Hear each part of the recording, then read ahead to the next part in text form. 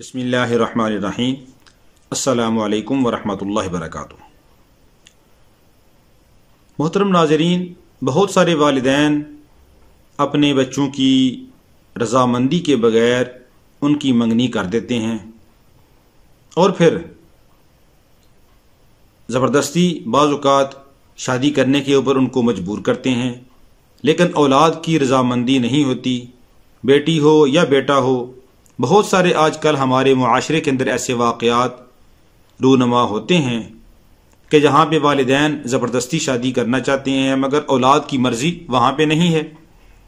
तो क्या वहाँ पे औलाद के लिए अपनी मर्ज़ी से किसी और जगह शादी कर लेना, अगर मंगनी किसी और जगह हुई है, उनका अपनी मर्ज़ी से किसी और जगह शादी कर लेना ठीक है या नहीं, या इस मंगनी को तोड़ना जायज़ है या नहीं?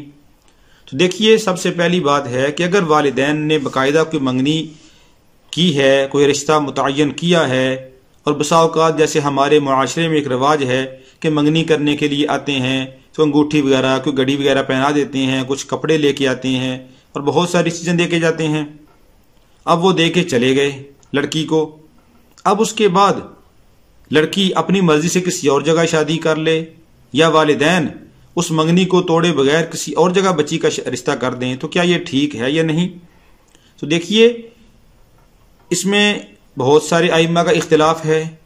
अल्लामा इब्न तैमिया रहमहुल्लाह फरमाते हैं कि अगर किसी मखतूबा यानी जिस औरत की पहले मंगनी हो चुकी है, रिश्ता तय हो चुका है, अगर उसने अपनी मर्जी से या उसके वालिदैन ने उस मंगनी को तोड़े बगैर इस लड़की का जिसकी मंगनी हो चुकी है किसी और जगह रिश्ता कर दिया, तो अल्लामा इब्न तैमिया फरमाती हैं कि ये निकाह ही फासिद है, ये निकाह ही बातिल है, निकाह ही नहीं होगा। इमाम अबू हनीफा रहमहुल्लाह फरमाते हैं कि निकाह दयानतन नहीं होगा, क़ज़ाअन निकाह हो जाएगा, क्योंकि निकाह तो हुआ है, पहले मंगनी तो हुई थी लेकिन निकाह तो नहीं हुआ था। लिहाजा अगरचे ये काम ठीक नहीं है, दयानतन ये काम ठीक नहीं, मगर क़ज़ाअन ये निकाह मुनअक़द हो जाएगा और इसको निकाह ही शुमार करेंगे, मगर ऐसा करना ठीक नहीं है। वालिदैन को या बच्ची वालों को चाहिए कि वो उसके भाइयों को चाहिए कि अगर पहले मंगनी हो चुकी है, किसी जगह रिश्ता तय हो चुका है, तो वो पहले रिश्ता ख़त्म करें।